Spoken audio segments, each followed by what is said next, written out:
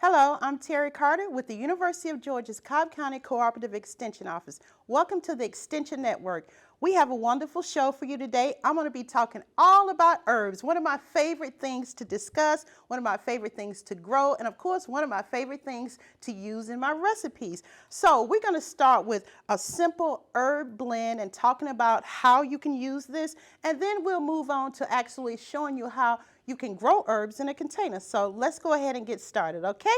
All right, so I have here some dehydrated herbs. Now, you can either dehydrate them yourself or you can buy them at the store, and you can find them pretty inexpensively. So let's talk about what we have today. To make your own herb blend, which is so easy to do, we call that your personal house blend. So to make your own personal house blend, you just take some herbs that you like and you can decide whether or not you want to add salt. So we're doing a pretty healthy herb blend today. So we're going to have a little bit of salt, but not a lot of it added. So let's go ahead and get started. Let's see what we have here. Okay, so first of all, we have some basil. We have rosemary. We have oregano, and we also have here some parsley, I believe. And then we're going to have, now all of these you can actually dehydrate yourself. Then we have some onion, granulated onion, and granulated garlic. Now you can granulate your own garlic and your own onion. It may take a little bit longer, but we'll talk about that as well. Now, these are your dry herbs that we've dehydrated or you've purchased dehydrated. We're just going to mix that up. And also, to make my house blend, I'm adding some of my favorite things. I have a little bit of red pepper, and I'm not going to add a lot of red pepper because I don't like a lot of heat. But if you like more heat, then of course you can add more red pepper here. I'm going to add a little bit of paprika.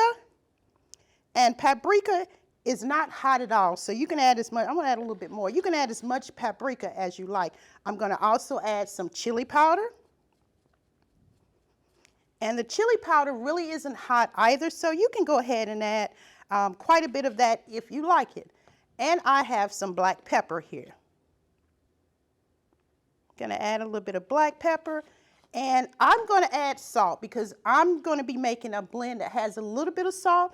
But if you need it or want it to be salt-free, you can go ahead and make it salt-free. And I hope I don't sneeze from all of these. Okay, so this is pretty much my house blend. Now, there are a lot of other herbs you can add to this if you like. All right, so I'm just going to mix that up. And then we just need to store it in something. You can recycle something if you like and put it in a plastic container like this. You know, I always like to recycle. You can, if you're making a large amount, you can use a larger jar to store your herbs in, or you can use a smaller jar. Now, if you use a smaller jar and you have more than you need, then take another smaller jar and you can go ahead and share this with a friend. Isn't that nice? And you could give this as a gift, make it really cute. You could also put the ingredients that you have in here on a little tag. So I'm going to go ahead and add some of it to our jar here. And you don't really even have to store this in a refrigerator, but you can if you like. So I'm going to go ahead and put all of these in here. And I think I'm going to have just enough for a jar full. Now, if you want to, you can label this so you know exactly when you made it. There's a nice little handy-dandy lines here that shows you where you can write in that, and you can write in there what date it was. That way you know when you made this, okay? All right, and that's all you have to do. I'm going to put that one away. Now, to take this to the next level, you can turn this into a bread dipping oil. Yes, that's what I said, a bread dipping oil. And to do that, all you have to do is take what you have, some of this, scoop some out, and I'm going to move these out of the way here. Scoop some of that out, like I have here, and just add a little bit of olive oil. And I've stored this. This has been in my freezer for about 2 or 3 weeks now. Just froze that. I'm using olive oil, so it will get pretty hard. It's been out of the freezer for a couple of hours now. And once you do that, you're going to add the olive oil. You can also add some Parmesan cheese to that to give it a nice little flavor. And you have a delicious bread dipping oil. And here it is. Just gonna mix that up a little bit. Oops, I was gonna do that anyway. So just take a little bit of your bread dipping oil, add it there, or dip it in like that. And if I taste it, I'm gonna have a moo, so I'm gonna leave that alone so I can keep talking here. So, but that is your bread dipping oil. Now, think about it. We could use this for something else. Guess what? We could use this on chicken. Now that we added the oil, you can use this as a chicken base. If you have a chicken breast, just take some of that, brush it on there, or you could do this while it's dry. So you could take your dry herbs and add this to your chicken breast, okay? Or you can do it wet. Either one will work just fine. Isn't that easy to do? Now let me show you what we have up here. This is rosemary, and all I've done for the rosemary, both of these are rosemary. All I've done for the rosemary is basically to just leave it out, and I just let it dry. That's it, nothing else. It dried up on its own. This has probably been on top of my refrigerator, I would say for about, easily 8 months before we got that big freeze. Now, any of you who are out there and grew rosemary, and you've been growing your rosemary for a long time, you may notice that your rosemary plant may be completely dead. I know mine is, and I know the one at Senior Services Center that I usually get some from is also gone. So if you had a variety that is winter hardy, it may have survived, but a lot of us lost our rosemary plants, and that's a terrible thing, but we're gonna figure out something that we can do to get a new one. So this is our fresh garlic. This is a fresh onion. Now, you can dehydrate these as well. All you have to do is take your dehydrator, or if you don't have a dehydrator, you can put your oven on the lowest possible setting. Hopefully that'll be about 165 to 170. And you may want to try and prop the door open because you want it to be very, very low heat. You can do it that way and dry these out. And once you dry them out, you can put them in a grinder and then grind them down, and you have your own dehydrated onion and garlic. So you don't want to let onion and garlic go bad, which we do all the time. So this is a great way to dehydrate it, use it dry, or if you want to, you could always just freeze it. But definitely don't let your herbs go bad, okay? So that was pretty easy to do. We're gonna move on to how do you grow herbs and how do you take care of herbs. So let's move on over here and see what we have. All right, so going back to rosemary, and by the way, rosemary happens to be my favorite herb, and I don't know why I love rosemary, but I do. And it is a perennial, which means that it should come back every year unless you have 4 days below freezing in Atlanta, Georgia, like we had this past winter. So showing you a brand new rosemary plant that I just purchased. Isn't it beautiful and green? And this one is actually rosemary that I did get a chance to cut a few rosemary sprigs off, and I rooted them. And to cut a rosemary sprig off and root it is very, very simple. Assuming this plant was much bigger, you wouldn't want to harvest and cut things off when it's this young. But assuming this plant has gotten, say this tall and about this wide, then you can start to get your rosemary from it. So basically, I just snipped a few pieces, and as you can see, there's a really good root system. I probably let this stay in water a little too long, but you see it has a really good root system. So to plant this, all I'm gonna do, take my pieces like this. See that good root system on there? And I'm just gonna plop it down here. And I can literally take all of these out and put all of these in here. I'm gonna separate that. That's a very long root system. I'm gonna separate that root, and I wanna make sure I get all of my root in there. I don't wanna leave any root system out. And I already have 1, 2, about 5 or 6 plants. I kind of want to spread them out so they have a little room to grow. Now, I will tell you that rosemary, as I said, can turn into a really large bush. So this is just really a temporary home for my rosemary, because I feel as though in another year or so, this is going to be way too big for this pot. But I will go ahead and enjoy it right now. So that's all I'm going to do. Give my rosemary a new home, and I know it's probably so glad to be out of this jar of water because, one, it's no nutrients in here. So all I've done is added some potting mix that we have, and it doesn't matter what brand you use. This one does have moisture control, which means that it's going to help the plant stay a little bit moist if you're like me and you forget to water it, or you got to go out of town or something.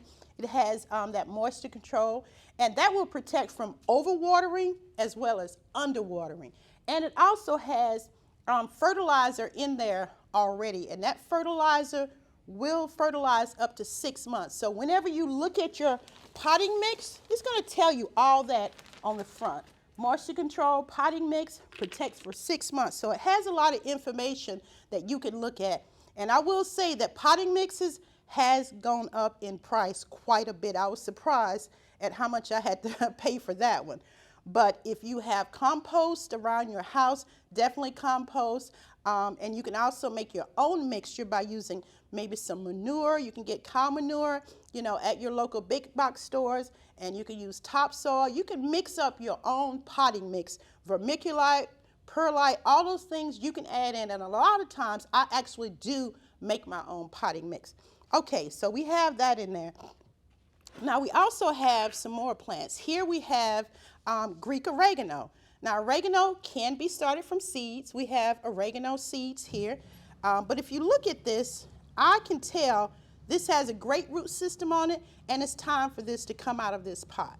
All right, and oregano is also a perennial, and it will spread a lot. Okay, so let's take a look. You see that? That's a lot of root system that it already has in there. So I also know that I can separate this plant if I want to and make several plants. And so to separate a plant, all you're going to do is go a little deep here. I'm going to make a little mess, but there's your root system, and I can literally pull these out, and I'm not going to do a lot, but there you go. So I've separated them. I still have a root system, and I'm just going to plop this down in here too. And both of these will get pretty large over time, so I know this will be a temporary pot here. So when I buy plants, what I try to do is to get plants that have more than one in there, so I'm getting more for the price. These were running about $4.98. $5 is a lot per plant. So if you buy 3, you've already at 15 bucks plus the cost of your soil. So try and get the most out of it. I'm looking here at my rosemary plant. I can tell also when I pull this out, has a great root system on there, and I also see that I have at least 2 plants on there, so I know I can separate these as well. All right, so I'm looking at, okay, I got at least 2 plants here. Then going over here to our basil, we also have basil seeds, and I would suggest if anything you're going to start from seed, start the basil from seed, simply because basil is easy to start from seed, whereas rosemary, even though we have rosemary seeds here, even though we have oregano seeds here, they're a little bit more difficult to start from seeds, but basil, very, very easy to grow from seeds. And let's look and see. I can already see, for one, my basil is drying out, but I see a lot of root system. This is the first year I've seen plants that I purchased, and they actually have a clear container. Most of the time the containers are colored. So I can tell here, and I can also pull this out, and I see several different basil plants. Once again, I'm just separating just like that. And there's a complete root system on there, and I'm going to plop this one in here as well. All right, so how simple was that, just to create a pot? Now this is a very young pot, so once you start this pot, you really don't want to start pulling from it and using it. You want to give it time to get acclimated to its environment, whether you're going to leave this inside on a sunny windowsill, or if you're going to put it outside. You want to give it time to get acclimated and grow a bit before you even think about harvesting anything from it. Now, let's look at, that looks pretty good. Now, I would go ahead and water it, but I don't want my water to run out here on the countertops. But at this point, you would really want to give it a nice dousing of water just to give it a little something to get going. We already know we have our fertilizer in there, so we don't have to worry about that. Now, let's take a look at one more thing we have up here. This is actually thyme. Now, this thyme plant I actually purchased last year, and it's been sitting in the break room for over a year, and ironically, it survived, but it's time for it to come out of here too. So I'm going to take this one, and it's a little dry right now, so it's going to be so happy to have a new home. So I'm going to go ahead and take my thyme out. I'm going to take my thyme. Get it? That's a joke, thyme.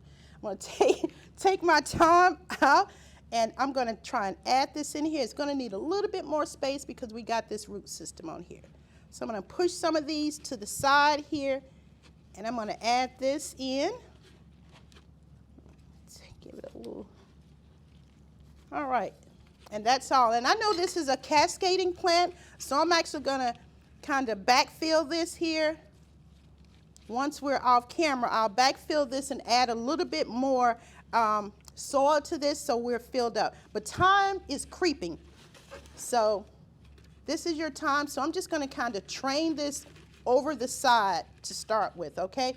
These two are going to be creeping plants. The oregano and the thyme are both creepers, so they'll kind of start to cascade over the side, whereas the rosemary and the basil will grow upward. So that will give you a little bit more room, okay? All right, so one more thing here I wanted to show you, and that is this one, which has already been planted. This is actually a hanging basket here. So this is a hanging basket, but because it's heavy, we're not hanging it. We're going to leave this here in a pot. You could hang it if you wanted to, but you better make sure wherever you're hanging it is strong enough. So we just chose to leave this in a pot. Now this has probably been planted, I would say, about a month and a half. And so what we have here is variegated mint, and you can see this mint has two colors. We have bronze fennel here. And this is called pineapple sage here. And of course, we have rosemary once again. Now, looking at this plant, it is going to grow out of this pot fairly soon. I would say you may have about 6 to 8 months, and it's going to grow out of here because, as most of us know, mint really takes over. So it needs to be contained, but it will also take over this entire pot. So you can leave your mint in here for a while, but I would suggest you cut it back on a regular basis, or once it gets mature, take that and divide it and put some of that mint somewhere else. So we have, and I can tell you the bronze fennel can get large as well. So this is pretty much a temporary pot. Now, once these things start to grow bigger, you can always take them out of this pot, put them in the ground, or put them into another pot of their own and keep them. These can stay inside if you like, if you enjoy looking at them, but me personally, I would have this outside during the summer, and if I want to keep it, then I would bring it back in after the summer is out. Now you want to make sure, once again, you're watering well when you have plants in a pot. Don't neglect it, because unlike plants that are outside, it's waiting on you to water it, and if you don't water it, then it dies. So people ask me all the time, why did my plant die? Usually it's one of two things. You didn't water it enough, or you didn't give it enough light. So if you know that you're giving your plant both of these things, then you should have no trouble growing. Now, herbs, as I said, one of my favorite things to grow, and it's also one of the easiest things to grow. So if you've never grown anything before and you want to start growing, think about starting with herbs, because they are the easiest thing to start with. You can, as I said, start from seeds. Some things prefer to be divided, or you can go to the store, purchase something like this, and then plant them yourself. I love purchasing plants like this and then creating my own, because you can decide where you want it to go. Once again, in ground or in pots. So I hope you've learned a little something about herbs today.